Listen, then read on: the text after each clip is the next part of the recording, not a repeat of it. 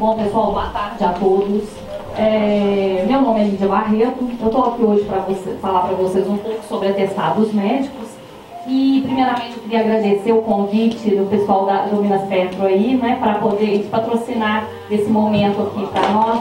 E realmente é um momento muito válido, porque dificilmente, hoje as empresas têm alguns problemas, né, com atestados médicos, faltas e tudo, e que às vezes a gente acaba no corre-corre do dia a dia, não passa parando para ver o que pode ser feito, o que deve ser feito, em qual situação que a gente pode se recusar a aceitar um atestado médico. E aí, esse momento vai ser muito importante para a gente poder parar e então analisar, poxa, tem isso que dá para fazer, tem aquilo que eu não posso fazer, hipótese alguma, tá? Então a gente vai falar um pouco sobre esse tema. Hoje, na verdade, a apresentação de atestado dentro das empresas, ela acaba sendo quase que um calcanhar de Aquiles para as empresas. Por quê? Infelizmente, não querendo falar de crise, mas hoje é notório, é sabido e notório por todos aí que todas as empresas trabalham com um quadro mais enxuto, com um quadro mais reduzido.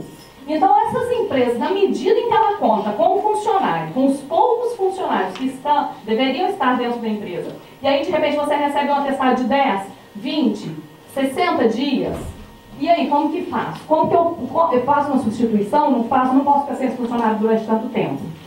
Né? Então, acaba que esse é um tema muito problemático no dia a dia das empresas. Né? E tem trazido grandes consequências para seja o departamento pessoal, né, que às vezes fica sem saber como resolver, e até mesmo para a área operacional, que fica sem poder contar com a ajuda daquele colaborador. Né? Então nós vamos ver aqui primeiramente os aspectos legais. No final a gente vai abrir, tá, para perguntas, então quem tiver alguma dúvida pode ir anotando aí, que aí no final a gente vai esclarecer todas as dúvidas de vocês. Então, primeiramente, a gente precisa entender, para a gente começar a falar sobre o assunto, a gente precisa entender o que a gente tem de legislação no Brasil. Né? Até que ponto a legislação nos ampara e em qual aspecto a gente tem que se ater. A nossa Constituição Federal, né, que é a Carta Magna, que é a legislação maior do país, ela é omissa. Não existe absolutamente nada em termos de artigo, de orientação, que trate sobre o assunto. Então, a partir daí, a gente já começa a partir o quê? Para as legislações esparsas. Se eu estou falando de atestado médico, o que eu preciso saber?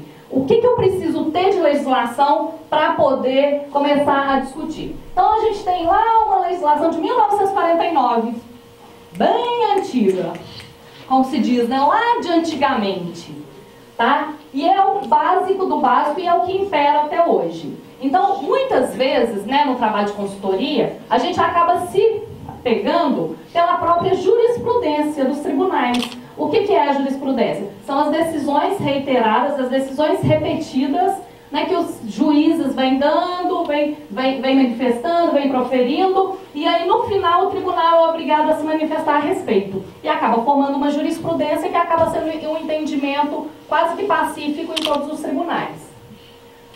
Mas, como a gente tem essa legislação de 1949, vamos ver o que ela fala.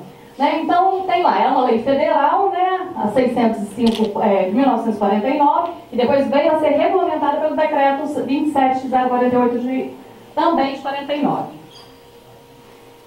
Lá no artigo 6º, no parágrafo 2º, vem falando o seguinte: a doença será comprovada mediante atestado de médico da instituição da Previdência Social, a que estiver filiado o empregado, e na falta deste e, sucessivamente, o médico social do comércio e da indústria, de médico da empresa por ela designado, de médico a serviço da representação federal, estadual ou municipal, incumbido de assuntos de higiene ou de saúde pública. Ou não existindo estes, na localidade em que trabalhar, de médico de sua escolha. Vocês estão vendo aqui? Aqui já traz o primeiro conceito importantíssimo para a gente. Que o médico da escolha do funcionário é o último. Ele está lá como na última colocação. Tá? E aí vem o decreto, né, que regulamentou essa lei e diz, né, que a doença será comprovada mediante o atestado médico, passado por médico da empresa ou por ela designado e pago. Tá? Então aqui, gente, a gente já começa a ver o seguinte: a empresa, ela tem sempre a prioridade na escolha do médico. Tá? Agora, o que a gente precisa ter muito cuidado? Hoje é muito comum as empresas terem o plano de saúde. Então a empresa vai lá, contrata um plano de saúde e vira para o funcionário e fala assim: olha, eu vou aceitar agora somente atestados médicos do plano de saúde. A empresa pode ter essa regra no regimento interno? Ela deve, tá? Porque se isso não estiver no regimento interno dela, ela não vai poder fazer essa cobrança, tendo em vista que a lei não estabelece ainda essa ordem. A gente ainda vai ver. Então eu coloco lá no meu regimento interno que a empresa somente receberá atestados do plano de saúde. Prestem bem atenção. Essa regra só pode ter validade se o plano de saúde não tiver custo nenhum para o funcionário. Se aquela consulta tiver o ônus de R$10, R$5 para o funcionário, eu não posso mais fazer essa exigência. Tá? Então, se eu quero que aquele funcionário... então, mas que a minha empresa, o plano é participativo, ele paga 50% do que eles estiveram usando. Não tem problema. Se você está fazendo questão daquela consulta específica com um determinado médico, a empresa há de arcar naquela consulta e reembolsar aquele funcionário por aquele custo. Combinado? Então, nesse caso, participativo pode, né? Pode, desde que naquela consulta você faça o reembolso daquele funcionário. Tá? Então, vejam bem, não pode, o funcionário ele não pode ter custo algum com aquela exigência da empresa. E aí, como eu disse, né, quando a gente busca lá uma legislação de 1949, a gente precisa o quê? Ver se o entendimento ainda continua, se ainda permanece o mesmo. E aí a gente recorre às súmulas dos tribunais, né, que aí no caso é o Tribunal Superior do Trabalho, em Brasília, que editou as súmulas 1589, a 282 e por fim a 443. Então a gente vai dar aqui uma pincelada para a gente ver o que é a súmula 15, que permanece em pleno vigor. A justificação da ausência do empregado motivada por doença para a percepção do salário de enfermidade e da remuneração do repouso semanal deve observar a ordem preferencial dos atestados médicos estabelecida em lei. A súmula 89, falta ao serviço. Se as faltas são justificadas pela lei, consideram-se como ausências legais e não serão descontadas para o cálculo de período de férias. Aí tem também aquela questão da súmula 133, né? Que se o funcionário, do artigo 133, se o funcionário ficar ausente por mais de 6 meses, recomeça o período aquisitivo. A gente não vai entrar nessa questão aqui não. A súmula 282, abono de falta serviço médico da empresa, ao serviço médico da empresa ou ao mantido por esta última, mediante convênio, compete abonar os primeiros 15 dias de ausência ao trabalho. Tá? Então, assim, isso aí já está ratificado, né? Embora nós tenhamos lá uma legislação de 1949, nós temos uma súmula muito atual, que é a 282, que nos garante o quê? Que na ordem preferencial, o médico do trabalho vem médico do trabalho, ou pela empresa designado, virá em primeiro lugar. E aí nós tivemos recentemente, em 2012, a edição da súmula 443, que dispõe sobre a dispensa discriminatória. Aqui nesse caso, ela está falando especificamente sobre os funcionários portadores de doença grave. Aqui ele até fala mais do vírus HIV, mas tem se estendido a todas as doenças graves, tá? Então, dispensa discriminatória, presunção, empregado portador de doença grave, estigma ou preconceito, direito à reintegração. Presume-se discriminatória despedida de empregado portador de vírus HIV ou de outra doença grave em que suscite estigma ou preconceito. Inválido o ato, o empregado tem direito à reintegração no outro emprego. Então, gente, como eu disse, primeiramente a súmula que ela falou sobre o HIV, mas a gente tem que ampliar ela para toda doença grave, tá? Então, eu estou com um funcionário na minha empresa, ele está com uma doença grave, seja um câncer, alguma coisa, eu não posso demitir, ele tem estabilidade? Não. Não é isso. Você tem que comprovar que você tem elemento, que você tem justificativo, você tem simplesmente que justificar a demissão daquele funcionário. Tá? não afastar de qualquer forma, qualquer possibilidade de alegação de que aquilo foi uma dispensa discriminatória. Então, quer dizer, se eu tenho um funcionário, é importante que eu tenha uma avaliação de desempenho, se eu estou tendo uma redução de quadro dentro da minha empresa, tá? A gente tem alguns elementos que justifiquem essa demissão, para que aquilo não seja... Então, assim, é diferente, a empresa acabou de receber um atestado médico, uma comprovação de que ele é soropositivo ou alguma outra doença grave, e aí a empresa fez a dispensa dele, tá? Muito cuidado que isso pode ser tido como dispensa discriminatória. Então, pessoal, o que nós temos de legislação está aqui, legislação federal, tá? No caso específico da categoria, né, abrangida aqui pela Minaspetro, nós temos ainda a convenção coletiva, que a gente tem que prestar muita atenção sempre no segmento que a gente está trabalhando dentro do tema. Então, quando eu estou falando de determinado tema, eu tenho legislação federal, CLT, e tenho que ver o que? A minha convenção coletiva. Especificamente, o que a convenção coletiva de vocês fala a respeito desse tema? Está lá na cláusula 24.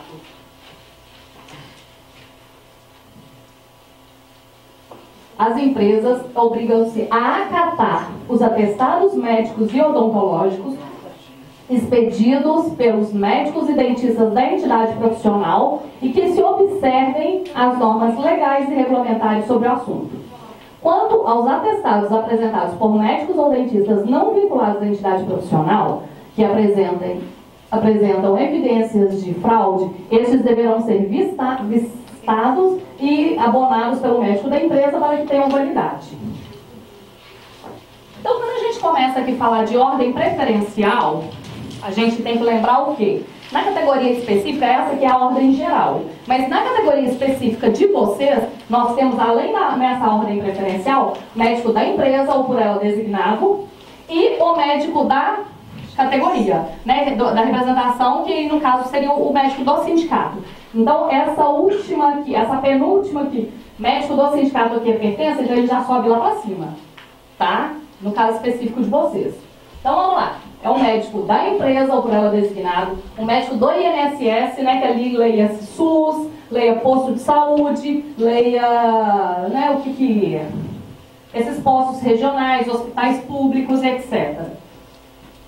Médico do SESI ou do SESC, médico de repartição federal, estadual ou municipal, o médico do sindicato, que, né, em uma categoria diferenciada, ela vem lá em penúltimo lugar, mas no caso específico de vocês, ele sobe lá, ele tem o mesmo valor do médico da empresa, tá? E médico é a escolha do empregado em caso de ausência dos anteriores na respectiva localidade onde trabalha. Então, gente, esse é um tema de suma, é indispensável que conste no regimento interno da empresa esse tema, a tratativa desse tema. E é de suma importância que tenha estabelecido essa ordem preferencial aqui. Por quê? Porque se a empresa não estabelece isso, ela corre o risco de cair na regra geral lá da lei de 1949. Tá? Então, a gente sempre sugere, né, que as empresas que tratam, que tenham o regimento interno, que incluam isso, né, que não é demais, que as regras estabelecidas serão sempre essas daqui que a gente está vendo.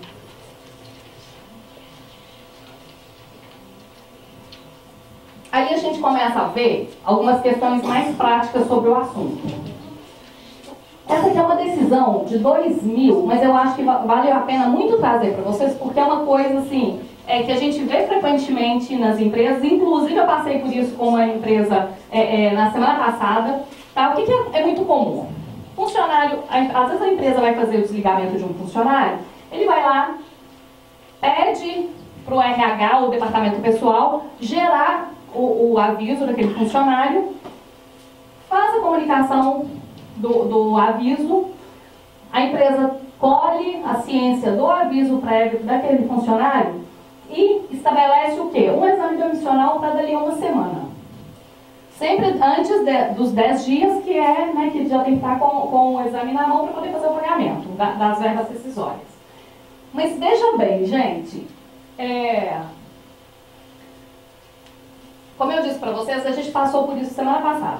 O funcionário foi lá, assinou o aviso prévio dele, saiu da empresa, foi para um outro médico e pegou um atestado.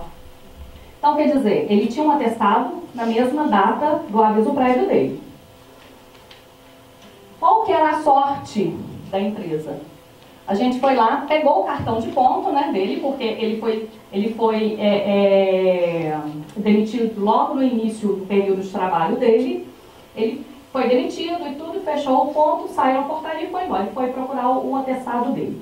Aí o que nós tivemos que pegar? Pegamos o cartão de ponto desse funcionário, fomos na clínica onde ele tinha sido atendido e pegamos uma declaração do horário. Tá? Mas o que a gente sugere que seja feito nesses casos? Deu o aviso para o funcionário, quando, né, o diretor, o gerente, o administrativo, o gestor de vocês pedirem para fazer o desligamento de um funcionário, já faça o agendamento demissional dele 15 minutos depois. Não deixe esse cara aí para casa pensando numa alternativa, não. Tá? Porque aí você dá a oportunidade dele criar situações embaraçosas para a empresa. E que vai gerar mais trabalho ainda para a empresa. Então, nós vamos ver aqui, essa decisão aqui é uma decisão de 2000, mas continua prevalecendo e é o que ainda continua ocorrendo. Né? Dispensa motivada, afastamento por motivo de doença, atestado de saúde ocupacional, prevalência. Atestado médico de caráter particular não se sobrepõe à inspeção médica demissional feita no mesmo dia que o empregado apresenta tal declaração. Sobretudo quando o documento da empresa, o ASO, confirmando a aptidão da avaliação clínica procedida, vem assinada do empregado sem vício de vontade. No caso, quando o aviso é periódico, né? Ele faz um aviso, vamos supor que ele fez 15 dias antes de receber o aviso, ele prevalece? Se é exame periódico? Prevalece. Ele está na validade, né? Então, pessoal, não deem oportunidade para o atestado médico ser um problema na vida de vocês, não. Então, vai fazer o desligamento de um funcionário, já encaminha ele diretamente para a clínica para poder fazer esse desligamento.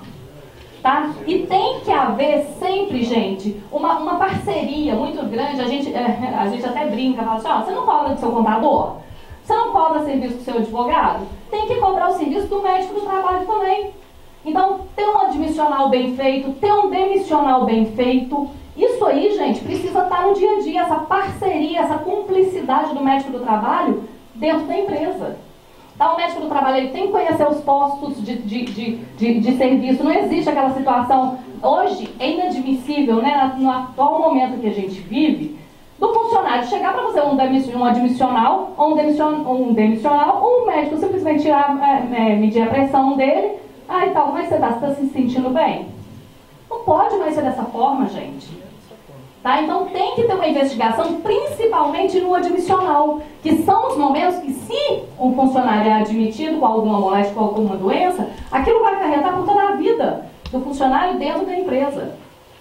Então vocês precisam trazer esse médico do trabalho, essa equipe do PCMSO, né, seja o médico ou seja o enfermeiro, dependendo do porte da empresa, para dentro da empresa. A gente precisa chamar, convidá-los, convocá-los, né? Mais que convidar, convocá-los para fazer parte, para ter uma parceria junto com a empresa e lembrá-los sempre de que o médico é o médico da empresa. Não significa que ele vai fazer nada errado. Ele não vai fazer nada, mas ele tem que defender os interesses da empresa, assim como o advogado defende, assim como o contador defende. E assim como os próprios gestores defendem. Não, às vezes é comum a gente, né, encaminha um paciente pro... Vocês querem ver briga? É quando encaminha assim, mulher, para poder se a mulher está grávida ou não, para poder demitir. Na verdade, a demissão já foi feita. O que a gente precisa saber? Só se vai continuar ou não com o processo de demissão. E aí o médico do trabalho vira e fala assim, mas eu não faço isso. Minha nossa, se ele não faz, quem vai fazer? O gerente da empresa?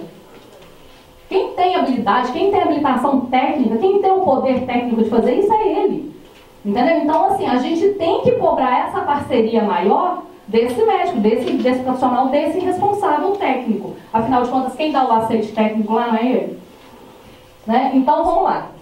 E principalmente, gente, a gente tem que aprender a cobrar do nosso médico do trabalho e trazer ele para essa parceria. Por quê? Porque o médico do trabalho, ele é o único, exclusivamente o único que pode contestar um outro atestado emitido por outro profissional. Tá? Então não é departamento pessoal que faz isso, não é RH que faz isso, muito menos gerente administrativo, gestor de área, esquece. É muito comum, às vezes, né, o funcionário chega e apresenta um atestado médico sem CID, que hoje é a grande briga do pessoal. Ah, mas e atestado sem CID, sou obrigado ou não a aceitar? Tá? Na verdade, o médico não é obrigado a colocar o CID nos atestados médicos. Mas, também, a empresa não tem o direito de contestar um atestado. Quem tem o direito de contestar o atestado é o médico do trabalho. Então, por isso, essa importância de ter essa participação do médico no dia a dia. Nós tivemos esses dias para trás, numa outra empresa, um atestado médico, esse tinha CID. Um CID de... era fratura de pé. Afastamento de 3 dias. Falei, ó, esse tá melhor que o Superman, né? Para se recuperar 3 dias de uma fratura. Então, o que a gente tem que fazer, gente? Encaminha para o médico do trabalho. O médico do trabalho vai validar ou invalidar aquele atestado. Às vezes a empresa vira e fala assim, ah, mas o funcionário só deu um cortezinho no dedo, o médico lá do João 23 deu 10 dias para ele de afastamento. Não tem necessidade disso. Quem tem que falar se tem necessidade disso ou não, não é a área operacional da empresa. É o médico do trabalho. E aí o médico do trabalho se virar e falar assim, ah não, esse funcionário realmente ele não vai poder ter contato ali com abastecimento ou alguma coisa assim, mas a gente pode colocar ele no caixa, fazendo recebimento e tudo, a gente pode o quê? Fazer um desvio de função daquele funcionário quando ele estiver com aquele atestado médico. E veja bem, gente, gravem bem isso. O médico do trabalho de vocês não vai contestar, não vai reduzir qualquer período de afastamento do funcionário que represente algum risco para o CRM dele. Tá? Então, o que a gente precisa é ter na nossa equipe um médico consciente que trabalha a favor da empresa. Porque se eu tenho lá um funcionário com 12 dias por causa de um cortezinho e o médico do trabalho conhece a minha área e sabe que eu trabalho com uma área operacional enxuta, ele sabe que aquele funcionário vai fazer falta. E aí ele tem a possibilidade de chegar e realocar esse funcionário em outra função. Tá? Então, muito importante aí essa parceria desse médico. E aí a gente vem, né, falando sobre o CID. O CID, ele não é obrigatório, tá? O funcionário, a empresa não pode exigir que o funcionário, às vezes o atestado chega sem o CID, a empresa não volta lá e pede para colocar o CID. Não existe isso. Tá? A empresa não pode fazer isso, até porque existem algumas situações, alguns CIDs que expõem a pessoa ao ridículo, tá? Ou expõem a pessoa a alguma situação pessoal, por exemplo, a pessoa pode ser portadora de um vírus HIV, a pessoa pode ter alguma doença que ela não quer dar conhecimento a ninguém. Tá? Então, isso é proibido, essa exigência de que coloque o CID. Se o atestado vier com o CID, ótimo. Agora, o que vai acontecer? Quando o seu médico do trabalho tiver que avaliar ou validar esse atestado médico, ele, como profissional, sim, ele vai ter conhecimento do que está acontecendo com aquele funcionário. Tá? Então, por isso a importância de sempre submeter os atestados médicos, ainda mais quando tem uma frequência de apresentação muito grande por determinado profissional. Então, pega os atestados médicos, junta e manda para o médico do trabalho fazer uma validação disso aí.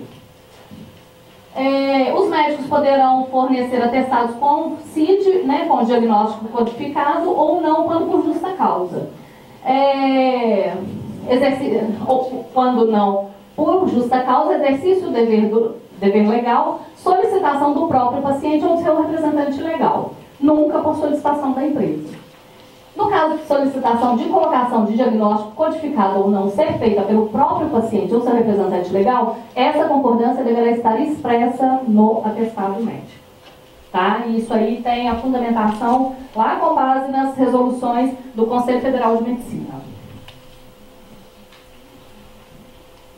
Outra dúvida que sempre acomete as empresas são: eu sou obrigada aceitar atestado médico de psicólogo?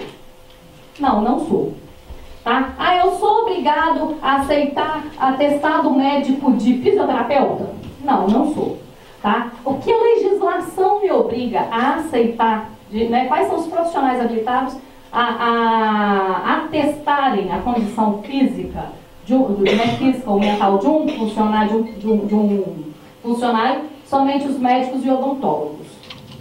Agora, quando eu recebo um atestado médico, né, na verdade, às vezes, a maioria das vezes não são atestados, são relatórios que vêm para a gente, por exemplo, de um psicólogo, falando que aquela pessoa não encontra-se em estado que ela sugere um afastamento da empresa. A empresa é obrigada? Não. Tá? Mas sugere-se que você encaminhe aquele funcionário ao médico do trabalho. Independente de periódico, independente de institucional, de demissional, faça uma avaliação daquele médico. Por quê? Porque existe um risco maior do que de um acidente de trabalho dentro da empresa. Tá? Então, se tem um profissional te orientando a empresa no estado, que aquele funcionário não está num estado psicológico bacana de prestação de serviço, olhe com outros olhos para aquele funcionário. Tá? É lógico que hoje em dia os atestados médicos têm sido usados né, como forma de justificar a ausência. Hoje os atestados médicos, né, principalmente ali da região da Praça 7, né, que custa R$10, a gente sabe que isso acontece, a gente sabe que acontece. Mas a gente também sabe o quê? Do histórico do funcionário que está apresentando um atestado médico.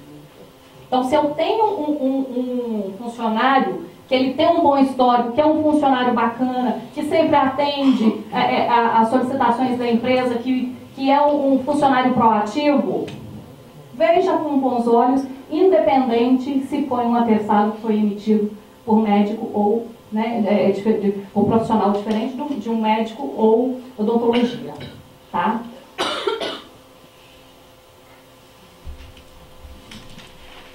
E não existe prazo, né? Às vezes o pessoal pergunta e fala assim, e prazo para apresentar? Porque eu tenho que fechar minha folha de pagamento e o funcionário ligou falando que tem um atestado médico, mas não me apresentou.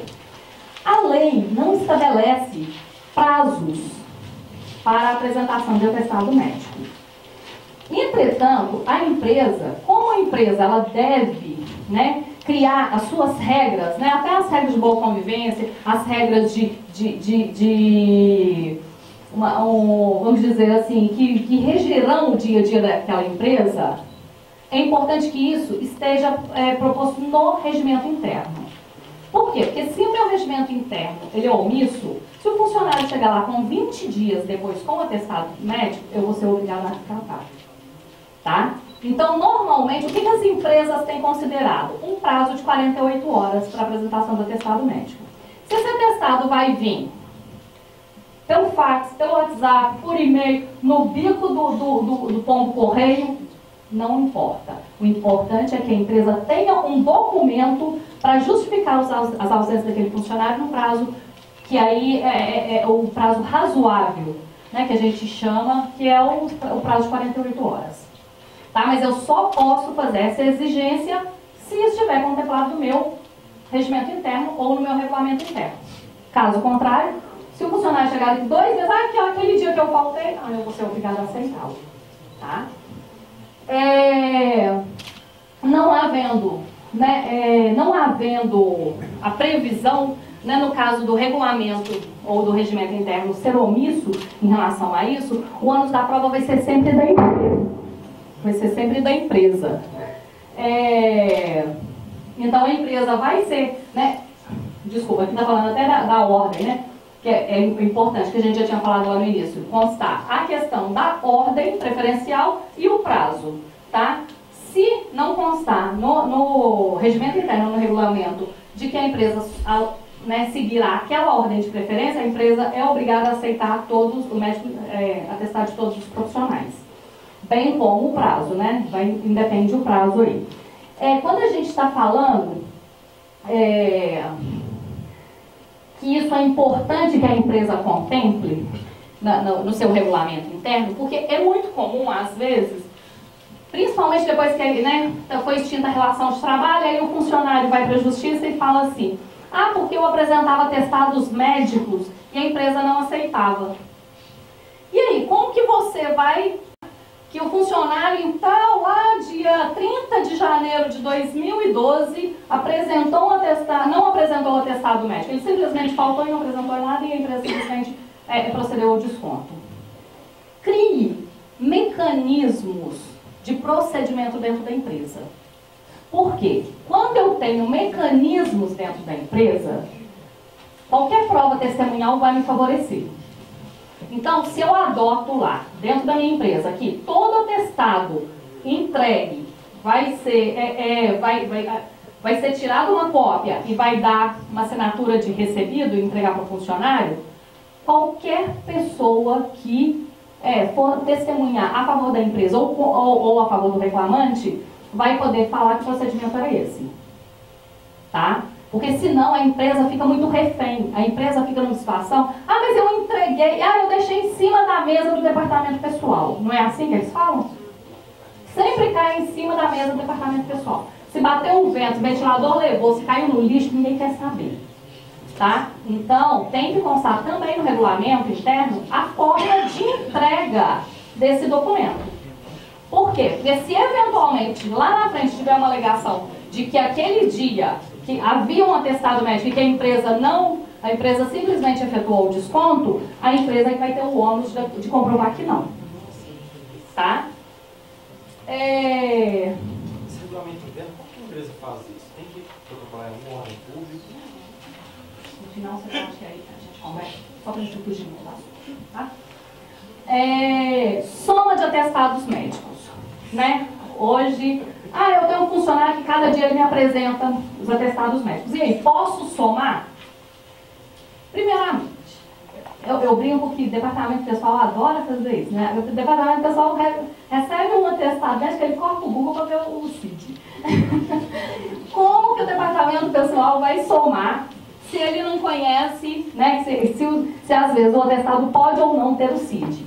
Então, quem deve fazer essa soma, mais uma vez, é o médico do trabalho. Tá? Infelizmente, hoje, o INSS, ele não tem acatado muito, ele não tem gostado muito, né, de deferir benefícios a pessoas que estão somando os atestados. Mas assim, vou dar um exemplo para vocês. Numa empresa, tinha um funcionário que começou a apresentar atestado. Um dia virou o pé, outro dia era dor de barriga, outro dia era dor de cabeça, e cada dia o sujeito apresentava uma coisa. E aí o cara, né, o gerente me ligou, estou com um problema assim e tal, o que eu faço com esse cara? Eu falei, mas como assim? Chega e conversa com ele, porque às vezes ele está querendo ser demitido, né, está querendo levantar FGTS, que é o mais comum. Ele virou e falou assim, não, mas ele era um bom funcionário e tudo, eu não vejo essa possibilidade. Ele foi, conversou com o cara, chamou ele e falou, olha, o que está acontecendo, né? Você está com algum problema e tudo? Não, não estou com problema nenhum não e tal. Realmente, cada dia está me acontecendo uma coisa, não sei o que está acontecendo. Falei, então, vamos fazer o seguinte, vamos pegar esses atestados médicos e encaminhar ele para o médico do trabalho. Mas, não encaminhe o funcionário, assim, olha, vai lá no médico do trabalho e faça um contato antes com esse funcionário, com esse médico do trabalho. Liga, explica o histórico do funcionário, que é um bom funcionário, que é uma pessoa que sempre se ateve a horários, nunca foi de faltar e tudo, que agora começou a apresentar esses sucessivos atestados. Ele ligou para o médico, explicou a situação para o médico, e aí o médico foi saber, né, que esse funcionário, ele tinha perdido a mãe, ele perdeu a esposa dele, simplesmente saiu de casa, foi embora e deixou ele sozinho com 3 crianças. Então, assim, o que estava acontecendo? O cara estava somatizando. Então, ele virava o pé, não era de propósito, não, era até desequilíbrio mesmo. Qual foi a conclusão do médico do trabalho? Ele realmente estava passando por um momento turbulento, mas estava tudo o quê? Questões de estresse, estafa e etc. E fez um atestado médico e afastou ele pelo INSS. Vocês estão vendo a importância do médico do trabalho nesse momento? Porque só ele que vai poder, porque ainda que o funcionário tivesse, né, contado a história triste da vida dele para o chefe não ia poder fazer nada. E outra, quando que o chefe, qual seria o posicionamento do chefe? Tudo bem, eu entendo que você esteja passando por um momento difícil, mas eu preciso de você aqui dentro. Vocês estão entendendo aí a diferença? Porque a gente não consegue o quê? Fazer um diagnóstico para um funcionário. Então, daí a importância da gente ter essa parceria, da gente passar o histórico daquele funcionário para o médico do trabalho antes dele fazer uma avaliação. Porque se você simplesmente manda o funcionário, olha, você deu uma consulta lá no médico do trabalho às 10 horas da manhã amanhã. O médico do trabalho vai chegar lá, vai medir a pressão, vai tirar e tal, vai devolver o cara, não, o cara está apto, volta a trabalhar. E aí o que vai acontecer na próxima semana? Mais atestado, tá?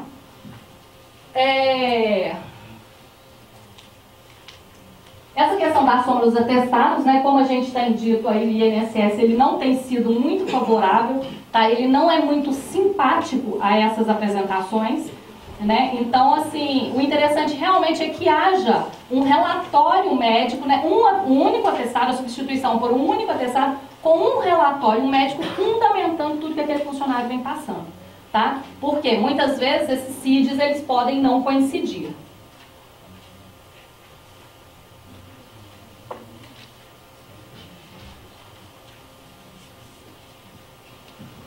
Existe uma situação, né? Atestado médico versus contrato de experiência. É impressionante quando está faltando 5 dias para acabar o contrato de experiência, um sujeito me arruma um atestado. É lei de Murphy, né? É bem assim que acontece. Existem duas situações. Até 2012, a funcionária grávida ou o funcionário que sofresse acidente de trabalho estava no contrato de trabalho, deu os 90 dias ali, né? Deu os 60, deu os 90 dias, deu o período dele, independente de estar grávida, ter sofrido acidente de trabalho, ia para a rua. Tá? De 2012 para cá, com a edição da súmula, com a republicação da súmula 378, o que acontece?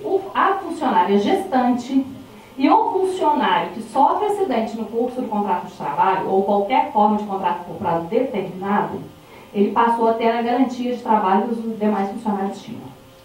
Tá?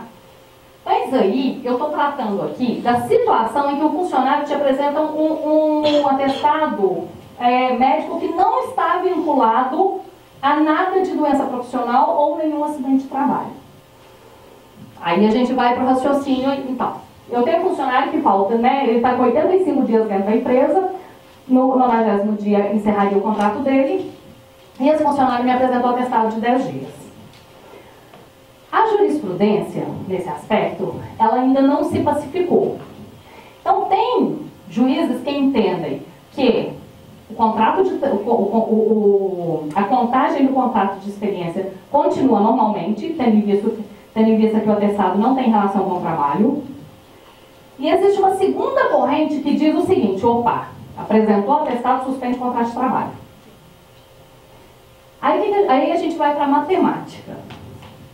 Como existem essas duas possibilidades, a gente vai para o que seria mais barato para a empresa. Se eu adoto o segundo posicionamento, suspendo o contrato de trabalho daquele funcionário, e depois que ele voltar, ele tem que trabalhar mais 10 dias. Eu corro o risco desse contrato se tornar um contrato por prazo indeterminado. Depois eu tenho que pagar para ele aviso prévio e a multa dos 40%. Para fazer a rescisão desse funcionário. Se eu faço a rescisão no 90º dia, ignorando o atestado médico, pagando para ele os primeiros 5 dias, o que vai acontecer? O maior risco que eu teria se esse funcionário for para a justiça é de pagar o quê? Mais 5 dias. Entenderam? Então, eu vou pelo mais barato, tá? Qual que é o posicionamento meu, Lídia Barreto de Mello?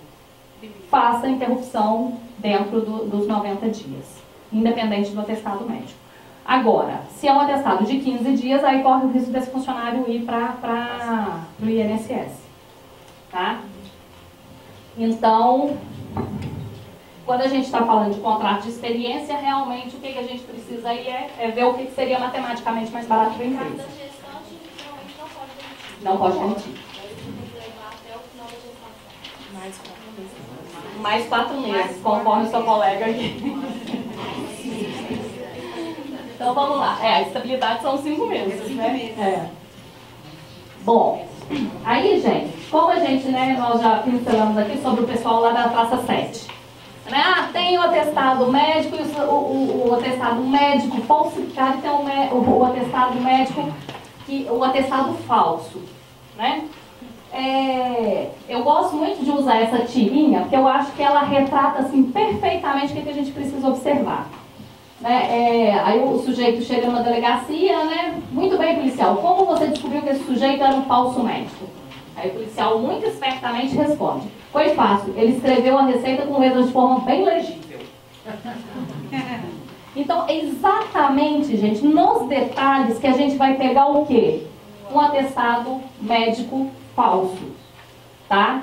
O atestado médico falsificado é aquele que o médico dá lá um atestado de 12 dias, o sujeito vai lá, pega e coloca um na frente, tá? Aí onde que você vai pegar? Pelo tom da caneta. A falsificação ela é mais complicada de se pegar, mas é possível, e tem que ficar atento.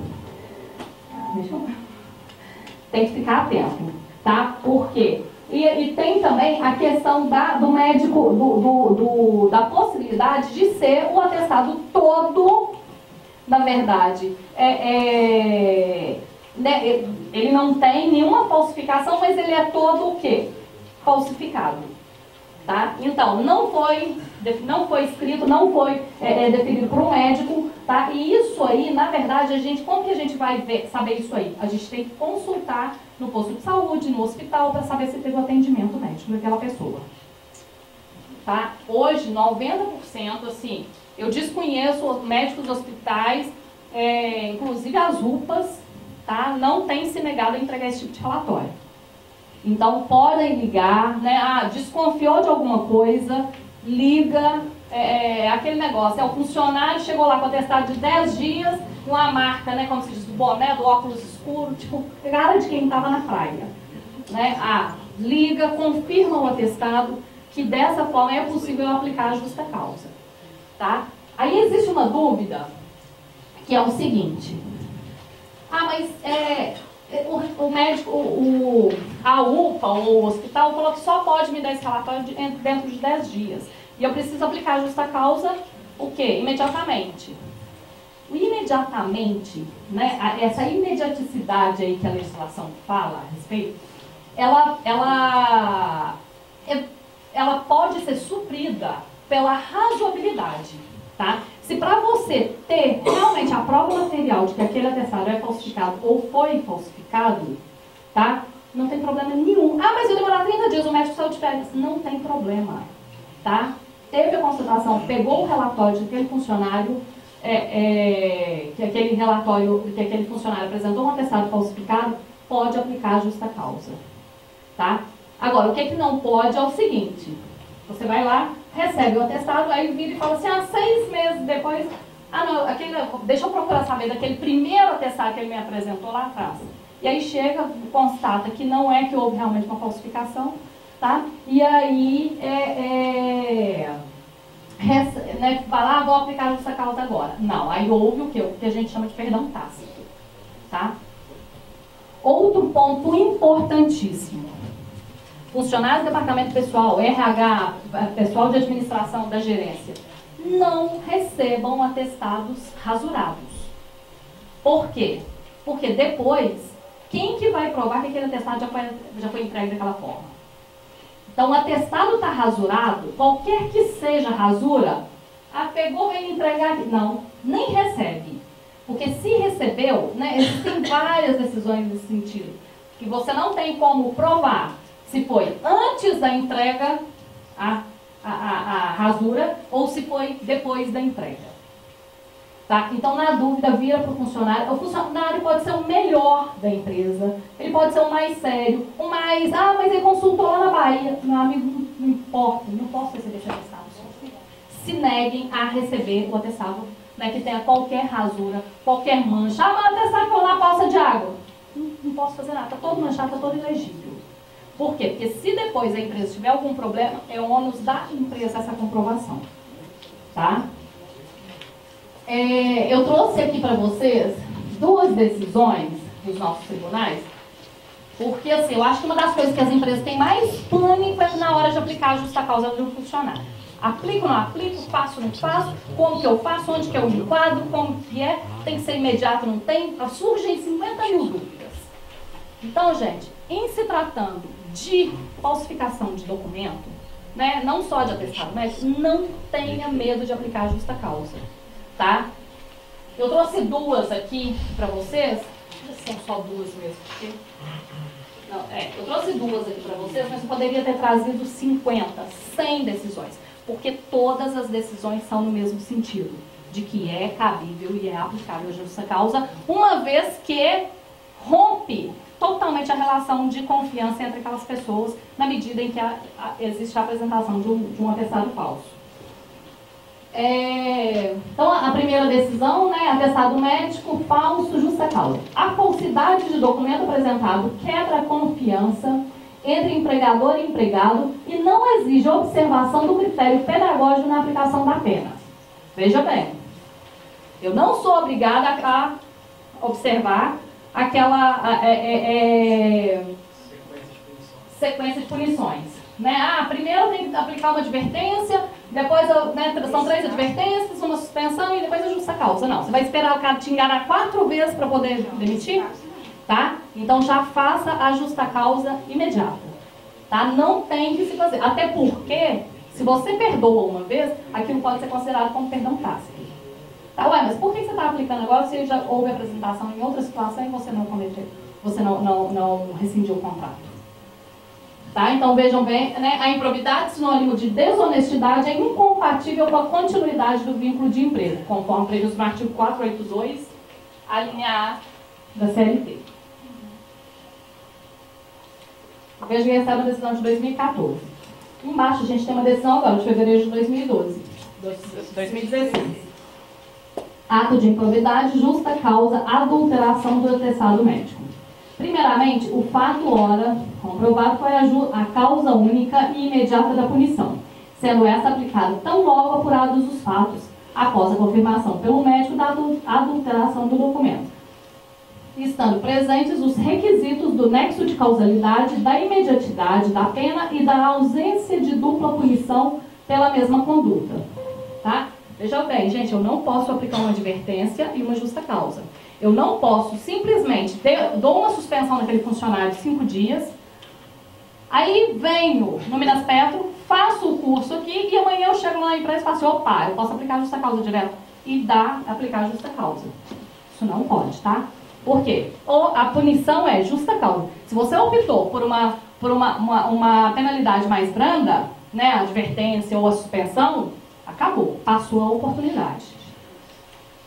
Além disso, a gravidade da conduta da autora é patente na medida em que agiu de forma desonesta e contrária à moral, o que gerou a perda de confiança da empregada, a qual espera que os empregados tenham conduta ética e honesta no ambiente de trabalho. É de se ressaltar também que a punição foi proporcional à falta cometida pela reclamante, já que houve quebra da fidúcia, confiança, íncita ao contrato de trabalho, tornando-se inviável a manutenção do pacto laboral. Tá? Então, não tenham medo, tá? Façam com toda a segurança, não tem problema nenhum, porque as decisões têm sido todas nesse sentido, tá? De acolher as justas causas aplicadas. Agora, tomem sempre cuidado com os percalços, né? Mas o funcionário entregou e na hora não foi comunicado da rasura. O funcionário a gente pegou e só depois que viu que o documento estava rasurado. Muito cuidado com essas questões. Por isso que eu disse, né, no início, criem procedimentos, tá? À medida em que a empresa tem procedimentos, é só adotar e aplicar a justa causa com a maior transparência possível. Outro calcanhar de Aquiles aqui das empresas. Atestado de acompanhante. Então, é válido, não é? Tenho que acatar, não tenho? E aí, como que fica? Né? No caso, meu funcionário vive apresentando o atestado de acompanhante. Primeiramente, eu preciso conhecer o histórico do meu funcionário. Tá? Se ele tem um filho de 8 anos de idade, um de 8, um de 12, um de 10, não espere que essa funcionária não falte. Porque ela vai faltar, ela vai se ausentar para arrumar essas crianças no médico. Até porque não é nada razoável que a empresa exija que essa pessoa não acompanhe o seu filho no médico. Tá? Por outro lado, uma pessoa, né, aí no caso pode ser mulher ou homem, tem um filho de 28 anos. O filho teve um acidente de moto, rachou a cabeça, foi direto para o João 23, está lá em estado grave. Ah, mas eu sou obrigado a liberar? Gente, bom senso. Sabe por quê? Garanto para vocês que é melhor você perder o dia de trabalho desse funcionário, tendo a certeza que ele está lá acompanhando o filho, do que esse funcionário dentro da sua empresa com a cabeça lá. Porque o risco de um acidente de trabalho é muito maior quando você tem ciência que esse funcionário não está com a cabeça no trabalho dele. Tá? Então, tem regra para isso? Não. Tá? Eu posso colocar isso no meu regimento interno, de que eu não aceitarei atestado de acompanhante? Posso. Qual que é a exceção que eu tenho? Inclusive na convenção coletiva de vocês, que algumas até trazem alguma previsão, de 2 por ano, e toda a convenção coletiva de vocês não estabelece nada a respeito. A exceção é o que está previsto no artigo 473, né?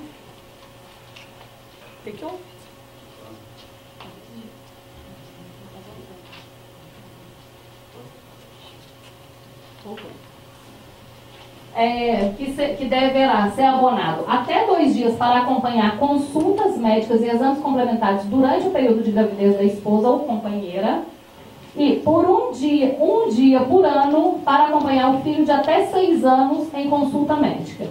Aí eu pergunto para vocês, o de 7 pode ir sozinho? O de 12 pode ir sozinho? Não. Então, gente, bom senso, tá? Agora, além do bom senso, eu também posso o quê? Estabelecer regras no meu estatuto, no meu regimento interno. Além disso, eu tenho que ter muito cuidado também com os tratamentos discriminatórios. Com a Mariazinha, eu não aceito atestado de acompanhante. Eu nem pego. A hora que chega, eu já ouvi e falo que não. Já chega o seu João, que é um cara muito querido, que o cara que quebra os galhos da empresa e tudo, aceita todos os atestados de acompanhamento dele. Tá? Então eu preciso o quê? Tratar a todos de forma igual para que não gerar discriminação dentro da empresa. Tá? E não gerar mal-estar. Então a regra é essa. Mas então não aceita atestado de acompanhante. Não aceita atestado de acompanhante. Mas o fulano lá, o filho dele caiu de moto, rachou a cabeça, você aceitou. Você vai ter uma coerência para explicar para esse funcionário, tá? O motivo da aceitação ou não daquele atestado.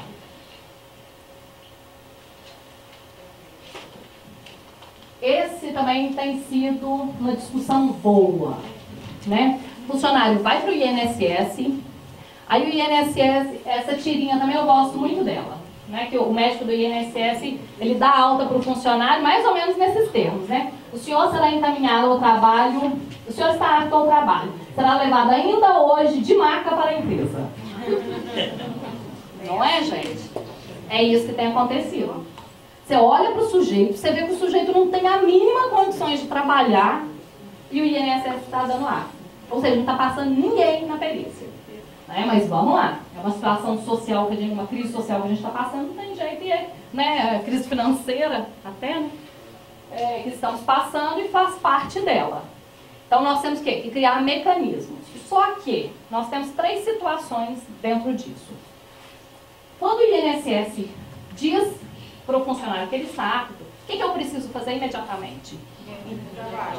Encaminhar esse funcionário para o médico do trabalho. O meu médico do trabalho que vai dizer se esse funcionário ele pode ou não retornar ao trabalho. Tá? É muito comum, às vezes, o funcionário, ele tem, eu recebo uma carta de concessão, onde fala, o funcionário ficará afastado até o dia 30 de janeiro, até o dia 30 de junho. No dia seguinte, eu já mando um telegrama, o sujeito não apareceu para trabalhar, eu já mando um telegrama para ele, convocando ele para retorno ao trabalho. Eu preciso, antes disso, gente, fazer o quê? O exame de retorno ao trabalho desse funcionário. Tá? Esse funcionário somente vai poder retornar após o médico falar que ele está apto. Só que como o INSS tem devolvido umas pessoas para o mercado de trabalho que realmente estão incapacitadas, o que tem acontecido? Alguns médicos do trabalho têm dado o funcionário como inapto. E aí, quando esse funcionário retorna lá e fala assim, olha, eu quero trabalhar, mas o seu médico do trabalho fala que eu não posso trabalhar.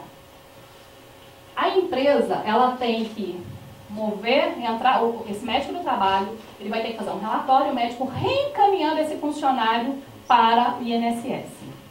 E a empresa permanecerá responsável pelo pagamento desses dias, desses meses, que a gente sabe que uma perícia médica tem demorado, caso o benefício não seja deferido, novamente. Tá? Então, muito cuidado em relação a isso. Por quê? Se é uma situação onde o médico do trabalho pode fazer, né, tendo em vista a atual situação econômica do país, onde o INSS não tem aceitado pessoas, o seu médico do trabalho, se ele der inapto, você vai ficar com essa batata quente. Por quê? Você não tem como demitir e você não tem como encaminhar esse funcionário para o INSS, porque o INSS não aceita. Então, converse com o seu médico do trabalho para ver se é possível que ele faça o quê? Um desvio de função dentro da empresa. Tá? Lembrando que, mas esse funcionário ele ganha R$2.000. Se eu colocar ele na portaria, meu porteiro ganha R$1.200. Não tem problema. Tá? Funcionário readaptado, funcionário recolocado por condição física, ele não serve de paradigma para outro funcionário. Tá? Não tem problema nenhum. Posso fazer essa recolocação. Então, só que para isso o médico do trabalho tem que fazer o quê? Ele não pode dar inapto para o funcionário, porque senão esse funcionário vai voltar para casa e a empresa vai continuar pagando. Tá?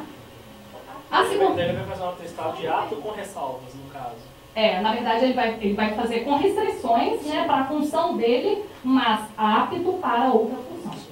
Tá? Por quê? Porque o seu médico do trabalho conhece as atividades que você tem dentro da sua empresa. Por isso é de suma importância, gente,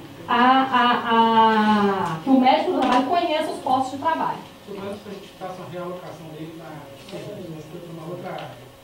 Chegou lá na outra área, trabalhou 1, 2, 3 meses, você vê que a pessoa não tem aptidão para ficar lá. Você pode mandar embora? Se ele está apto, pode.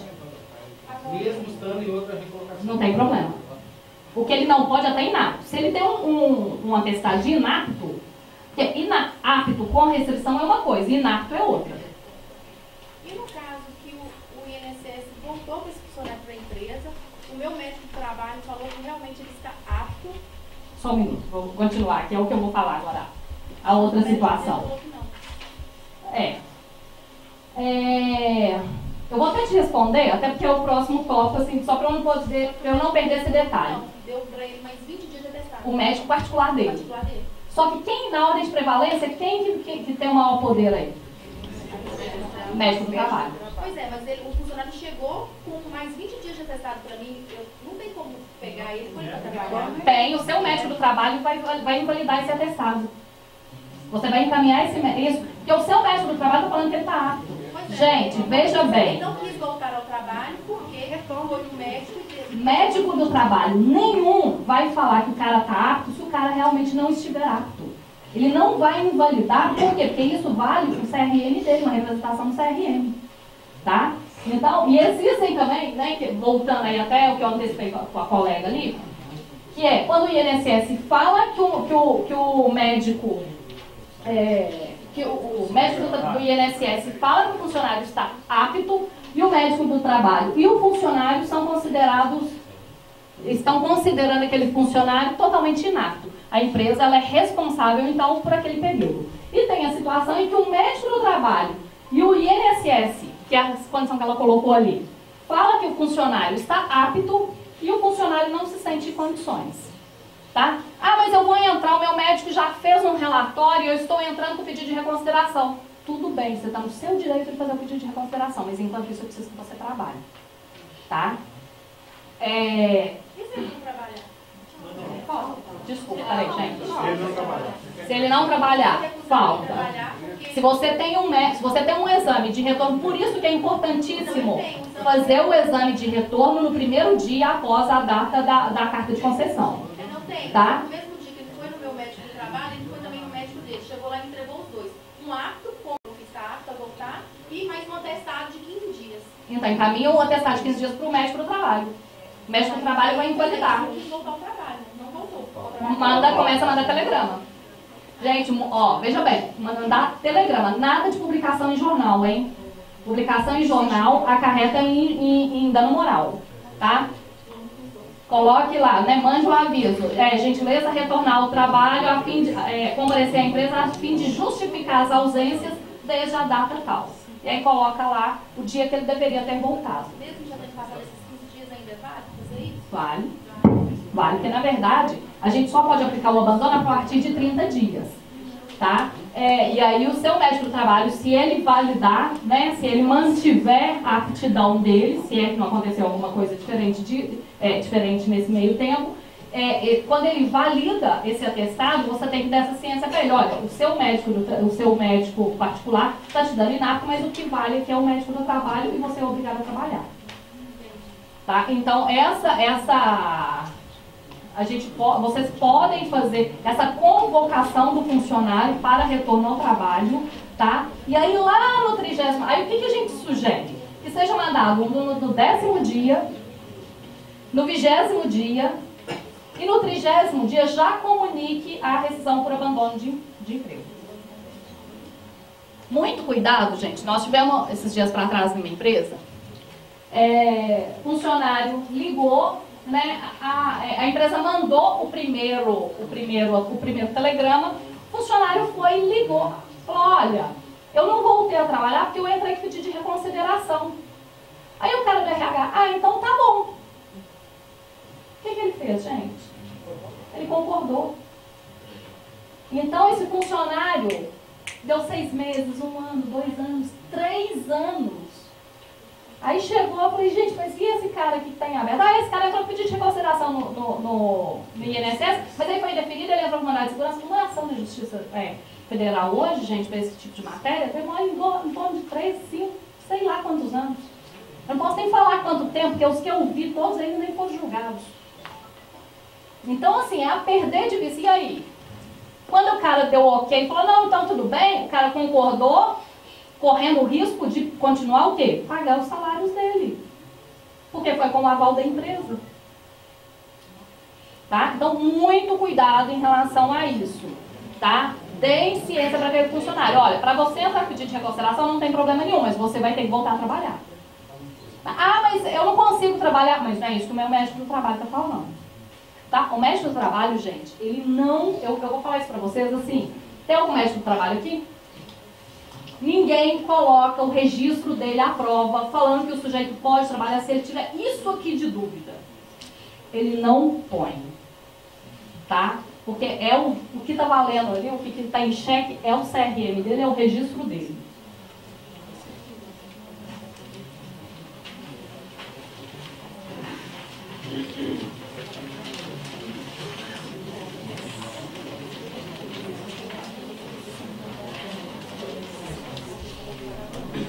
E aí, pessoal, a gente já finalizando aqui, eu trouxe para vocês aqui, que assim, às vezes, o pessoal alguém fala assim, meu advogado não se posiciona. Às vezes é muito complicado, porque no direito as coisas não são tão exatas. 2 mais 2 não é 4 no direito. Então, então existem a diferença de entendimento dos tribunais, de turmas. Eu trouxe aqui para vocês, por exemplo, lembra lá da súmula 443 que a gente falou sobre a possibilidade de dispensa discriminatória em caso de doença grave e tudo?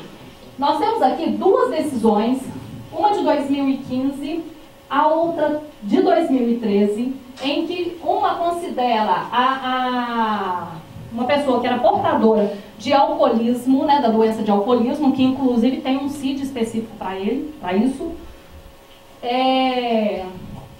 E aí tem lá, dispensa discriminatória, alcoolismo, inocorrência. Aí vem falando, o artigo 483 preceitua que a embriaguez habitual ou em serviço constitui justa causa para a rescisão de contrato pelo empregador.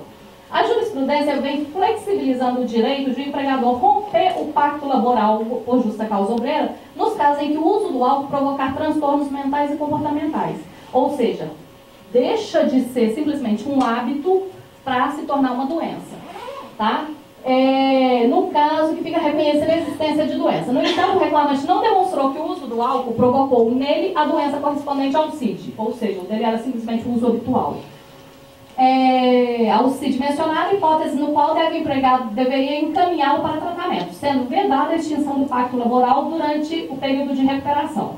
Não havendo comprovação do diagnóstico de alcoolismo e não ficando demonstrada a relação de causa e efeito entre o ato potestativo do empregador consistente na dispensa do empregado e o uso de álcool, não cabe a reparação pretendida. Ou seja, aqui foi entendido que não existia dispensa discriminatória. Mas, há um tempo atrás, em 2013, nós já tivemos esse reconhecimento em outra decisão. Vamos lá. Cabe ao empregador, seja por motivos humanitários, seja pela função social da empresa, essa frase tem sido usada e abusada pelos juízes. Função social da empresa. Então, o governo tem passado cada vez mais obrigações para as empresas no intuito de justificar a função social da empresa. Mas vamos lá. Prevista constitucionalmente, ao invés de optar pela resolução do contrato, afastar ou manter afastado do serviço um empregado portador de alcoolismo crônico, objetivando submetê-lo a tratamento médico e a sua consequente recuperação. Mantém-se a referida sentença que invalidou a dispensa e determinou a reintegração do reclamante ao trabalho, bem como o restabelecimento do plano de saúde. Ou seja, era um paciente crônico, que a empresa entendeu que era o uso habitual, foi constatado que ele era um portador da doença de alcoolismo, foi determinada a reintegração e com a reintegração acarreta nos pagamentos de salários atrasados. E assim, eu sempre gosto de trazer também, gente, algumas pérolas para vocês verem que isso aí não acontece só dentro da empresa de vocês. Transtorno de humor, dispensa discriminatória não tipificada. Sendo a autora portadora de transtorno de humor não relacionado ao trabalho, a doença diagnosticada não é severa e nem tão grave a ponto de ser considerada estigmatizante, de modo a atrair o beneplácito do artigo 4º da Lei 9.029 de 95, bem assim do entendimento expresso da súmula 443. Por outro lado, o fato da dispensa sem justa causa coincidir com o último dia de atestado médico apresentado pela autora não é capaz de sustentar o direito pretendido, uma vez que a doença é pré-existente, não tem vinculação com o trabalho e a autora não se encontra inapta por ocasião da dispensa. De mais a mais, a cronicidade da patologia psíquica não confere ao trabalhador uma espécie de estabilidade por tempo indeterminado no emprego, não havendo amparo legal ou jurídico para tanto. Então, cuidado com as doenças novas, porque a criatividade humana é uma coisa assim, é ilimitada, isso é um limite. E existe também essa aqui, gente, eu gosto de destacá-la sempre, é uma decisão de 2013, que já está até um pouco ultrapassada, mas que aí, às vezes, o funcionário vem e fala assim, mas a empresa vem e fala assim, eu não tenho onde colocar esse sujeito. Já sei, vou colocar ele no porão, trancar ele numa sala branca e rasgar papel. Cuidado, tá? Esse tipo de reintegração, ele pode acarretar em dano moral, tá? Então aqui eu trouxe para vocês uma decisão que condenou a empresa a R$5.000, o empregador que, abusando do poder diretivo, mantém o empregado em estado de ociosidade forçada, sem justificativa aceitável, expondo o trabalhador a situação humilhante, deve responder pelo ato ilícito perpetrado. Indenização aí de R$5.000. Eu trouxe essas decisões para vocês, gente, para vocês verem que realmente quando há um desligamento, a pessoa ela sempre busca algo mais, ela sempre busca uma medida de vingança contra a empresa. Então, nesses momentos, é comum que a pessoa esteja fragilizada. Então, assim, em se tratando principalmente de atestado médico, não tem como se cercar. Então, assim, qual que é a medida imediata que deve ser tratada pelas empresas? É aquela mudança de padrão que a gente vê em muitas empresas, que o funcionário primeiro começa a trabalhar para depois fazer um atestado admissional, Ou então o funcionário rescinde o contrato, né? Tem ciência da demissão, hoje faz demissional dali a uma semana. Vocês viram aí os riscos que isso aí pode implicar. E até uma observaçãozinha para vocês aqui, que a hora que eu estava lendo essa penúltima jurisprudência que eu lembrei, que uma dos nossos cursos lá no CIEM, tinha um médico do trabalho presente, e aí ele foi e me falou uma coisa que eu não sabia, que no CIDES existe lá eu não vou me lembrar o nome, o número agora, mas que é pessoa que não está querendo trabalhar. Já teve, né? O médico simplesmente percebeu que o sujeito estava ali de cara de pau e tacou-lhe um CID de sujeito que não quer trabalhar. E isso está na tabela, se vocês procurarem jogar no Google aí, vocês vão encontrar o número do CID. Tá? No mais, eu me coloco à disposição para as perguntas, né? Quem não tiver nenhuma pergunta, já fique à vontade para o encerramento. Agradeço muito a participação de vocês, a presença de vocês, agradeço a Márcia aqui da Minas Petro, né, que pôde patrocinar esse momento para nós. E agora eu coloco à disposição, eu não sei como que vai ser conduzida a questão das perguntas. Eu vou ajudar com o microfone. Meu auxiliar.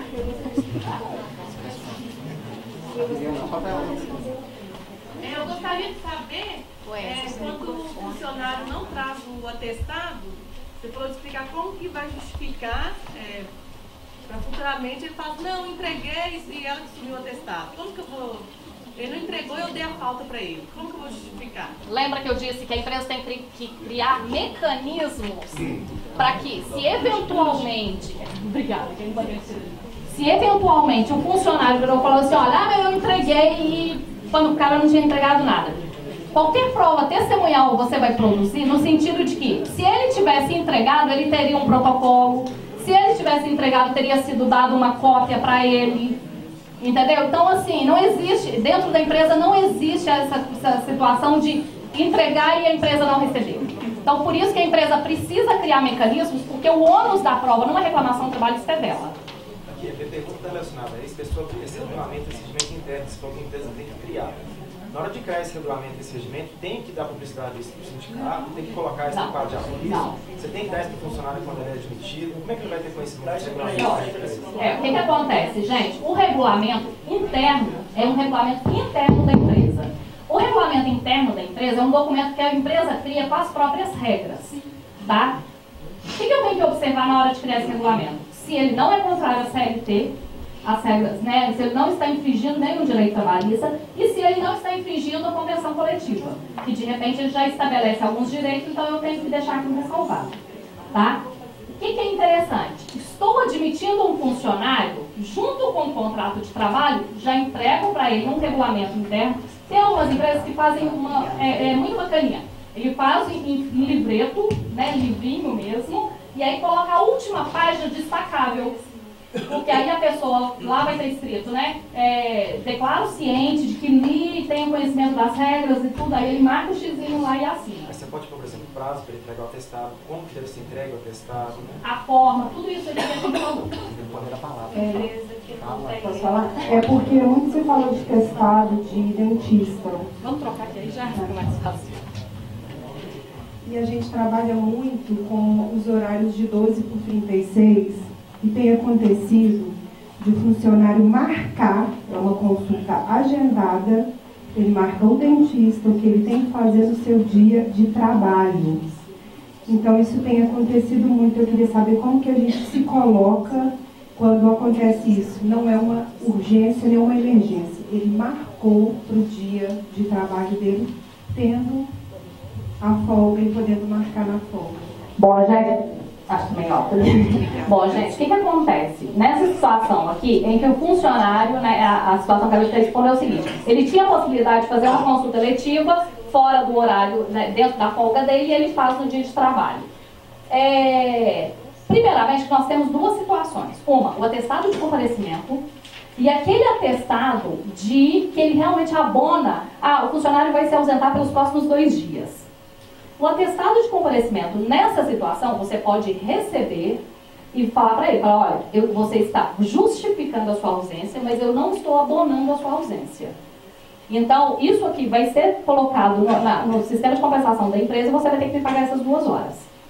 Tá? Então, aí vem a questão seguinte. Ah, mas a consulta do fulano aqui, o atestado de comparecimento era de 1 hora. Ele esteve presente lá de 13 às 14 horas. Mas era lá em Santa Luzia.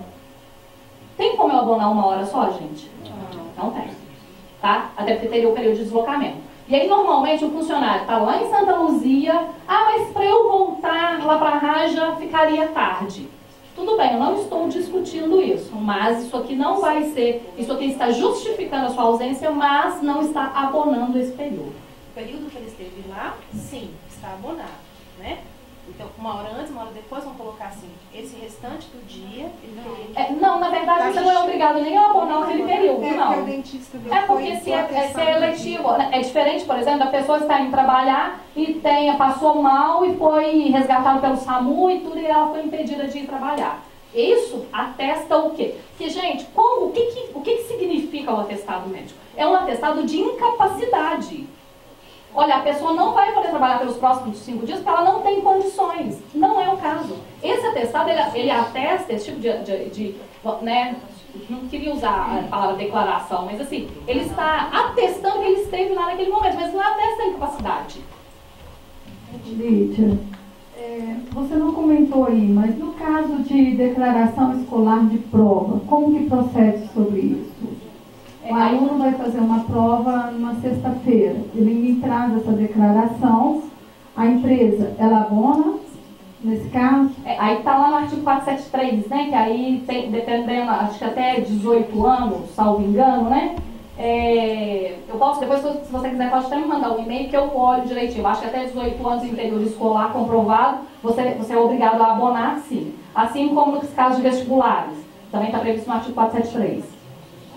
Tá? Mas depois, se você quiser me mandar, eu te esclareço aí direitinho. Voltando no regulamento interno, a empresa, ela não tem regulamento interno. E ela ótima oportunidade para fazer. Exatamente. Ela não segue esse critério de recebimento de atestados. E ela quer passar a receber primeiro do médico do trabalho, aquela sequência. Isso vai ser válido somente para os novos funcionários? Eu não posso, eu acredito, não posso cobrar isso dos funcionários antigos a partir do momento que se você fizer a implantação de uma regra a partir de hoje, você vai reunir todo mundo numa sala, dar ciência a todos das novas regras da empresa, todo mundo vai tomar ciência, assinar um documento, uma ata de reunião, ou né, um termo de ciência, e a partir de amanhã começa a valer as novas regras para todo mundo. Como fazer no caso? Às vezes acontece do funcionário, né, encaminhado, ele fala que para alegre, está passando mal, a gente encaminha ele para um posto de saúde, e ele chega e fala, fiquei lá o dia inteiro e eles não me deram atestado. Ou às vezes não conseguiu consultar. É verdade, gente. É verdade. Hoje, né, uma situação hoje que muitas empresas passam é o seguinte, o funcionário, ele está, por exemplo, com dengue, né, que é o mais comum, o funcionário ele não consegue ir para a UPA. Porque vai chegar lá e vai ter que ficar o dia inteiro esperando para ser atendido. E às vezes vai sair de lá sem um atendimento.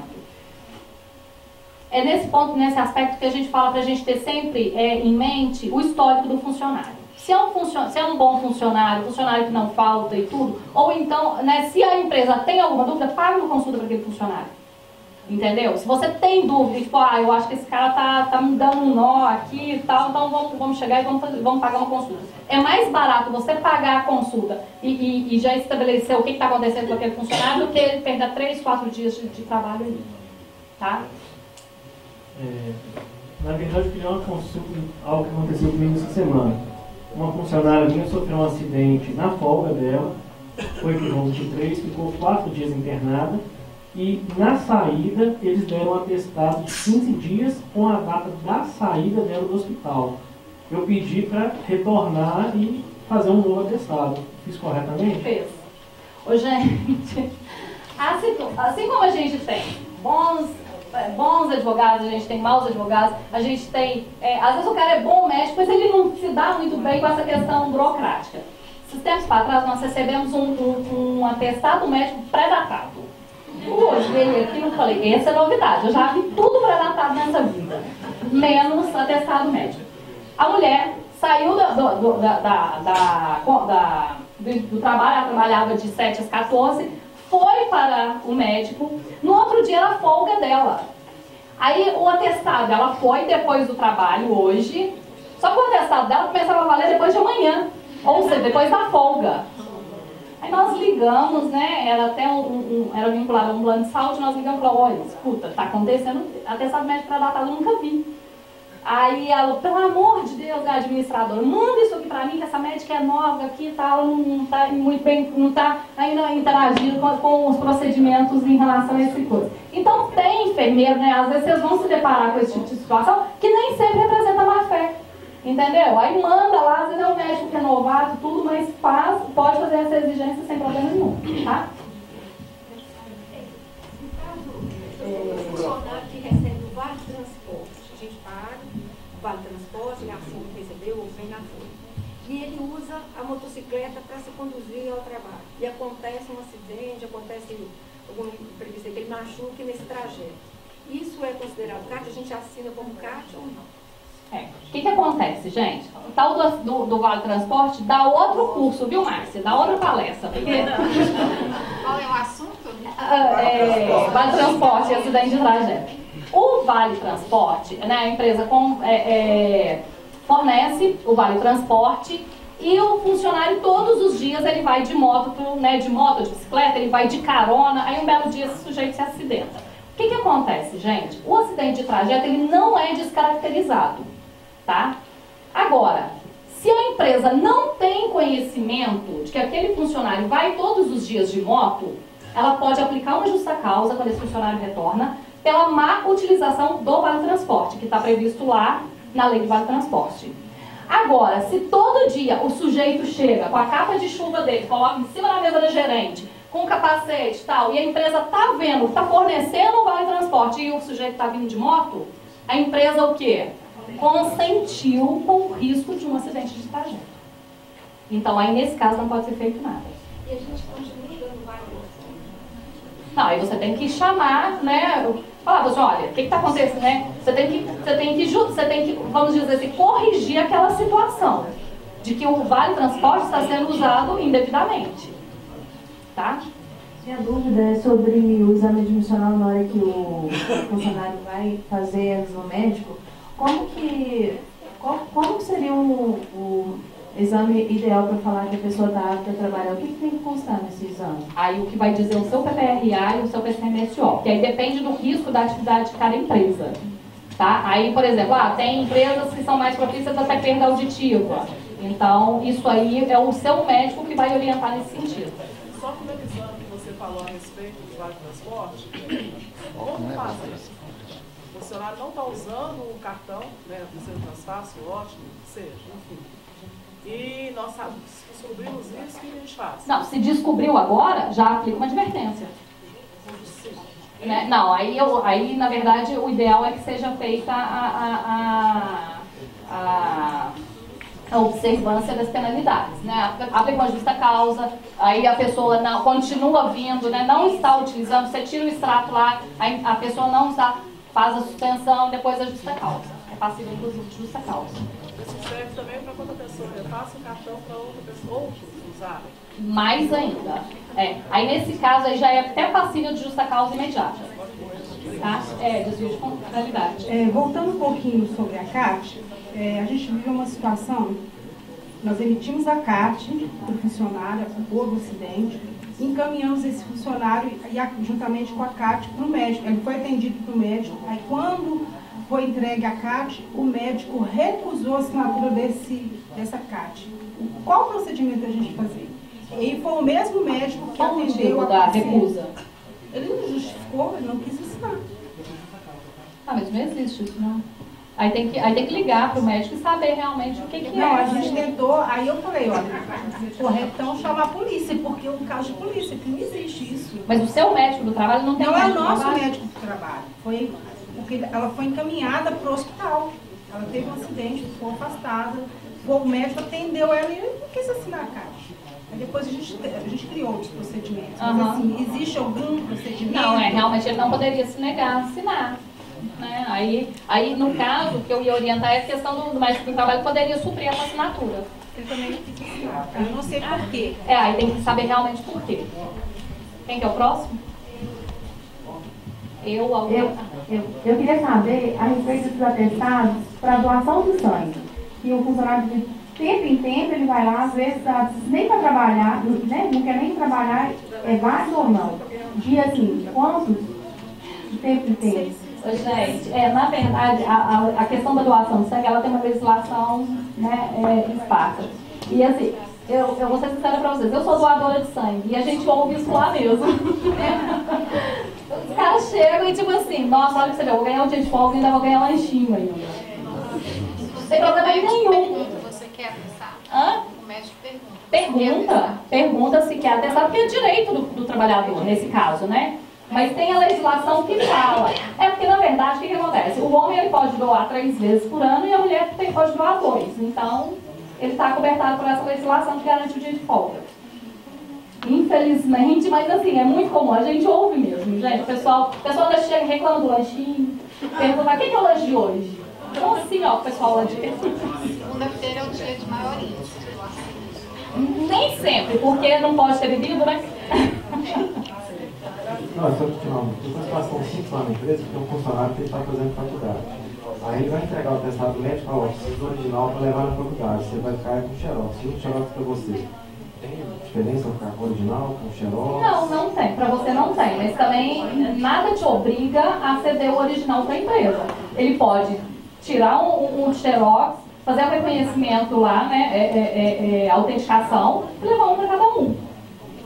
Tá? Mas assim, em tese, né, o ideal é que você confira com porque, por exemplo, no caso de uma falsificação, o xerox fica mais difícil de pegar. Né? Então você pode passar a exigir o original, e aí ele tem que dar os pulos dele para poder levar o autenticado para essa faculdade. Doutora Lídia, estou com uma situação que eu queria uma orientação. Nós temos uma funcionária que sumiu da empresa. Mandamos um telegrama convocando para ela comparecer, justificar as faltas. Ela compareceu e falou que estava grávida, sentindo muito mal, por isso não estava indo trabalhar. Eu orientei que ela tinha que, né, procurar um médico, porque ela não estava amparada pela empresa, porque a empresa não sabia de nada, então ia descontar os dias dela. Não estava amparada pelo INSS, porque ela não foi no INSS. E ela esteve lá, foi orientada e sumiu de novo. Mandamos outro telegrama convocando. A minha pergunta é, a empresa pode convocá-la novamente para que ela vá a uma consulta paga pela empresa para a gente saber o que vai fazer? Porque eu não posso demitir porque está grávida. E não, mas ela realmente está grávida? Ela apresentou um documento que estava, né? Quando ela esteve lá, que agora já está indo para mais de 2 meses o sumiço. Então eu queria ver isso, se a empresa pode convocá-la para ir a uma consulta. Porque o que acontece, gente? Na verdade, o exame de gravidez, ele garante o direito ao emprego. Ele não garante a estabilidade eterna e o salário, não. Então, a funcionária ela é obrigada a trabalhar. Essa estabilidade ela pode ser rompida pela justa causa. Então, nesse caso aí, se ela não comparecer na empresa, eu posso aplicar o abandono de emprego. Pois é, mas antes eu não teria que ter um documento médico, né, para poder justificar a demissão? Porque, não, a demissão não. Na verdade, se você tem um documento falando que ela está grávida... Não tenho. Ela só apresentou e sumiu, foi embora. Então, mas ela te entregou? Não, só mostrou e foi embora. Não, então, peça essa pessoa para comparecer à empresa para justificar as ausências. E aí manda com 10 dias, 20 dias... Não, aí já foram feitos 2. Agora eu gostaria de convocá-la para ir a um médico pago pela empresa para ele dar um atestado. Mas você não sabe nem se é o caso de um atestado. Você não está grávida? Não, mas por justa causa pode. Você pode fazer o abandono. O abandono a partir de 30 dias. Você já fez 2 convocações. Tem quanto tempo você fez a primeira? Tem mais de 2 meses. Não, então já pode fazer um abandono. Por justa causa. E ela vai falar com você que não deu limite. Eu voltei. Mas vai lá, sempre chora. Não, do dia que foi já tem mais de 2. Aí no caso seria a hipótese de abandono. Um atestado. Quando o funcionário pega o atestado, ele liga para a empresa, fala que não vai trabalhar, mas não fala do atestado. Quando de repente, um dia ele chega para trabalhar e fala assim, aqui, ó, no dia que eu faltei, eu estava de atestado. Como que a gente... Lembra a questão do prazo? Se ele chega uma semana e fala assim, eu faltei aquele dia porque eu estava de atestado, eu falo, passou para as 48 horas, eu não recebo mais. Tá? Quando eu tenho esse prazo estabelecido, essa regra pré-estabelecida, não tem problema nenhum em se usar. Agora, se eu não tenho, eu sou obrigada a receber a qualquer tempo. E como que eu faço para assumir? Regimento interno. Então, mas a empresa só quem tem que solicitar. Sim, não, as regras, o regimento interno, gente, é um documento criado pela própria empresa. Cada empresa cria um com as suas regras, desde que ele não ofenda, né, a CLT. Lá na empresa já tem um regimento interno. Ô, pessoal, vamos ouvir a colega, que às vezes a dúvida de um também... Lá na empresa já tem um regimento interno. Aí eu vi que tem algumas coisas que tem que ser feitas de ressalva. Aí eu queria saber o que eu faço, se faço um anexo ou se posso fazer outro e para pedir para todo mundo assinar novamente. Pode ser feito, né? Aí você pode fazer um complemento e dar ciência às pessoas desse complemento. O importante, gente, é a ciência das pessoas de que houve uma alteração nas regras da empresa. Tá? Aí o anexo mesmo que já tem. Isso, exatamente. Mais alguém? No caso dessa funcionária que eu estou lá com o médico, deu que ela está apta a voltar ao trabalho, mas ela está me sacando atestado em cima do atestado, como não tem condição. Eu teria, então, o primeiro procedimento, pedir o meu médico de trabalho para avaliar os atestados dela, e aí, com isso na mão, ele poderia falar que não procede essa informação do médico dela? Exatamente. Na verdade, assim, de fato, a gente sabe que ela realmente não tem condição de voltar ao trabalho. Eu não sei nem por que o nosso médico falou que ele estava apto. Eu acho que ele não quis ir contra o INSS. Eu entendi dessa forma, porque realmente ela infartou há pouco tempo, ela tem uma hérnia de disco, ela usa tosse. Então, tipo assim, de fato, a gente percebe que realmente ela não tem essa condição. Qual é o seu nome? Renata, eu custo acreditar que o médico do trabalho vai dar apto para um funcionário inapto só para não contrariar o INSS. Sabe por quê? Se alguma coisa acontece com aquele funcionário dentro da empresa, o responsável é o médico do trabalho. Então, a minha primeira medida, então, é procurar um médico, pedir para ele avaliar os atestados dela. Exatamente. E mandar um telegrama para ela que ela tem que retornar imediatamente ao trabalho. Exatamente. E aí, se for o caso, se restar alguma dúvida, ele faz um desvio de função. Mas, assim, eu vou te falar, viu, em 15 anos de profissão, não vejo assim, essa possibilidade do médico do trabalho chegar... O cara tem que ser muito inconsequente, entendeu? Para fazer uma coisa dessa. Não é isso que a gente tem visto. A gente vê até alguns médicos omissos. Mas, assim, de chegar e assumir uma responsabilidade dessa, sabendo que a pessoa não tem condições, realmente não conheço essa situação. É, porque o problema dela é uma hernia de disco. É porque, às vezes, é uma hernia de disco, a pessoa realmente sente muita dor, mas a pessoa não se torna inválida por causa disso. Entendeu? Outro dia eu estava fazendo uma audiência, aí o cara, né, porque eu estou com dor nas costas, eu não posso ficar sentada. Aí a juíza virou e falou assim, olha, eu também tenho hérnia de disco. E a pior posição para mim é em pé.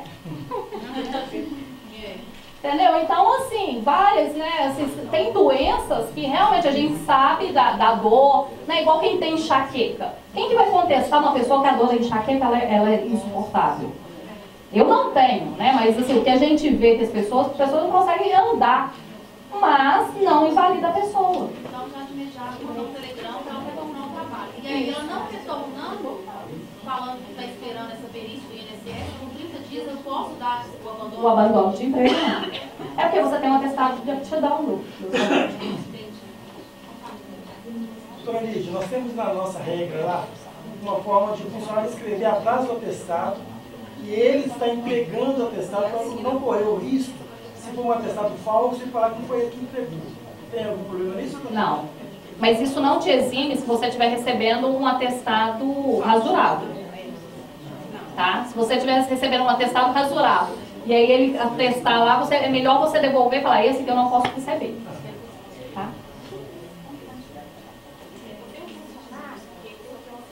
Pode falar um pouquinho mais alto? Eu tenho um funcionário que sofreu um acidente de trabalho. E eles entraram com a reconsideração, mas ele vai voltar agora, o médico do que está passado só para o dia 8 de 7. Aí ele tem que voltar no médico do trabalho? Tem. Principalmente acidente de trabalho, gente. Muito cuidado. Tem que fazer assim, tem que fazer o exame de retorno. No caso, no dia 8 do 9, no dia 9 do 7, eu já tenho que marcar para ele. Isso. Exatamente. Mais alguma? Duas dúvidas. Primeiro, o encaminhamento para o INSS é obrigação da empresa? A empresa tem que encaminhar, isso pode ser ligado futuramente no Câmara Trabalhista, porque a empresa não encaminhou, aí eu não fui, aí eu não... Ou é o próprio trabalhador que também tem essa Não, tem algumas situações, por exemplo, a funcionária fez uma cirurgia, sei lá, uma cirurgia de varizes. Com o próprio encaminhamento, ela tem um atestado médico, né, que vai dar, sei lá, 30 dias para ela vai chegar e vai dar entrada no INSS. Agora, se é uma situação, por exemplo, de soma de atestados, onde é interesse da empresa, por quê? Porque, na verdade, normalmente, quando dá um encaminhamento, é porque a funcionária não está produzindo. Então, é interesse da empresa que aquele funcionário, né, tenha a sua situação resolvida. Então, por que não ajudá-lo? Não, sim. O que acontece é o seguinte, nesse caso específico, a funcionária apresentou um atestado para a gente em dezembro, de alguns dias, 7 dias. Depois, ela apresentou um outro atestado em fevereiro. Então, a soma desses atestados, ela estava grávida, estava grávida na época, está grávida. E a gente não sabia, a gente não tinha como saber se um atestado estava relacionado ao outro, tudo que você falou. Faz um encaminhamento. Mas o nosso medo também, nessa questão específica, era ela alegar que nós não tínhamos feito um encaminhamento para o INSS. O que acontece? Qual que é a sua função? Departamento pessoal. Você, departamento pessoal, não tem como saber, mas o seu médico do trabalho tem. Sim. Tá? Então, enjoo, né? Porque às vezes a grávida, pressão alta, enjoo e tudo, cada dia ela apresenta uma coisa. Se ela for para o médico do trabalho, o médico do trabalho ele pode fazer um atestado só, tipo, arrisco a gestação, e faz o encaminhamento da gestante. Tá? Então, assim, é o que eu tentei frisar bem no início. A parceria do médico do trabalho, porque, né, departamento pessoal, RH, gestores, administrativos, não tem competência técnica para fazer isso. Quem tem que fazer é realmente o médico do trabalho. Minha outra dúvida é a seguinte. Então, se o INSS libera para o trabalho, e é o que eles mais fazem. O médico também, do funcionário particular, também libera. A gente precisa ter o aval também do médico da empresa para fazer, por exemplo, a decisão do contrato de trabalho, ou não. Você pode considerar, você pode fazer só o demissional, no caso, ou você tem que ter Não, o demissional ele vai validar ou não o seu processo, né? Se você tem dúvida, alinha com o médico do trabalho antes. Porque de repente você starta todo o processo de demissão para aquele funcionário e aí chega lá o médico da empresa. Infelizmente nós temos muitos profissionais que fazem isso, tá? Para todo acidente de trabalho, gente, né, tem aquele prazo de 24 horas, 48 horas para poder emitir a CAT. Né? Aí vira aquela correria, aquela coisa, emite, não emite, como que foi? Calma. É melhor você fazer uma investigação. Nosso relatório aqui, nosso engenheiro de segurança está apurando tudo e tal, nós vamos demorar 5 dias. É um prazo razoável? É, porque você está justificando a não emissão. É diferente de quando você vira e fala assim, não vou emitir, não tem certeza se aconteceu. Então, quer dizer, aí está havendo uma recusa. Agora, quando há uma recusa justificada, porque aí vai ter uma recusa com apresentação de relatório, com filmagem, com fotografia, com depoimento de testemunha. Vocês fazem isso internamente dentro da empresa. Se o funcionário passar mal dentro da empresa, né, falando que seja uma coisa leve, a gente pode estar mandando ele, por exemplo, uma parte de sozinho ao posto de atendimento, ou geralmente tem que ser acompanhado de um outro funcionário, assim. Olha, muito cuidado com o que é leve para você. Eu já vi muita gente morrendo de coisa leve. Outro dia um funcionário né, tinha vindo do interior, dirigindo um caminhão, sentiu uma tonteira, parou o caminhão no posto, e aí a tonteira, a tontura não passava, não sei o que e tal. O pessoal do posto de abastecimento chamou o SAMU trouxe ele, o cara estava com aneurisma, ficou 15 dias internado, teve que fazer uma cirurgia na cabeça. Então, assim, muito cuidado, gente. Quando a gente fala que departamento pessoal, RH, né? Então, assim, que às vezes pra gente, quem tem gente que convive com uma enxaqueca insuportável. Outro morre porque sentiu uma tontura. Entendeu? Então, assim, a gente tem que ter muito cuidado com esse julgamento. O que a gente sempre orienta é o seguinte, não atraia o ônus de, isso era leve. Porque lá na frente alguém pode virar para você e falar, quem era você para dizer isso, entendeu? Então, na dúvida, encaminha o funcionário, presta toda assistência, manda de táxi, manda acompanhante e tudo. É melhor você se cercar dessa segurança do que acontecer alguma coisa e ficar aquele sentimento, nossa, a gente ignorou, né? Perguntas? No caso da CAT, voltando lá de novo, tem, assim, o tipo de... Ela não quer o microfone.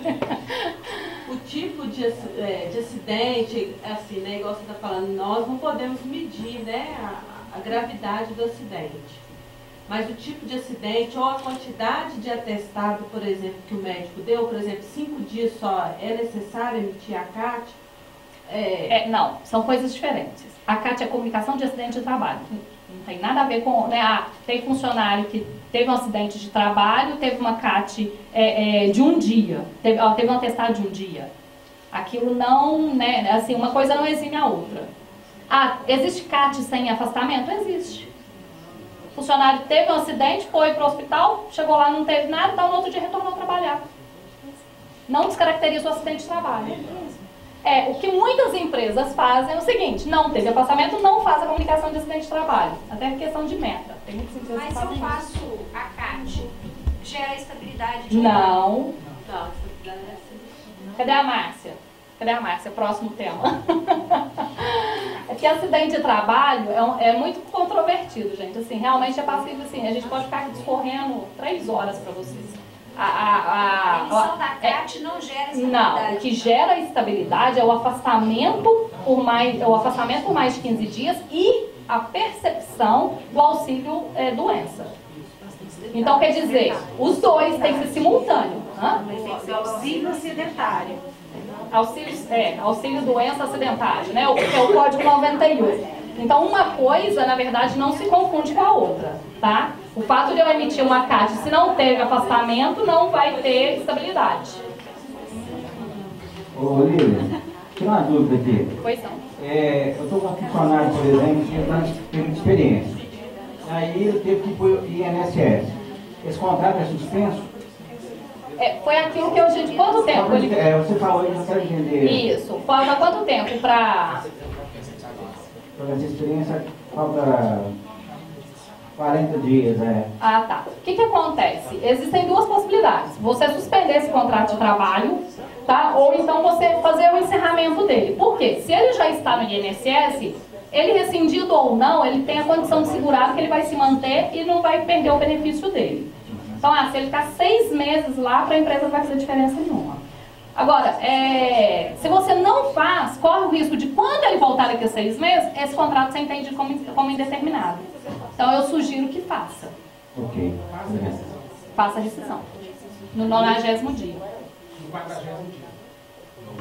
Não, aí depende. No final do contrato. Aí, por exemplo, se ele... Isso, por exemplo, né, se ele tiver na prorrogação de 45 dias ainda, né, no primeiro período de 45 dias, dá para ele fazer dali a 5 dias. Ok. Se não, espera completar os 90 dias e faz o encerramento. Enfim, faz o encerramento e deixa isso. Que aí, na pior das hipóteses, você vai ser condenado aqui a pagar os 40 dias para esse funcionário.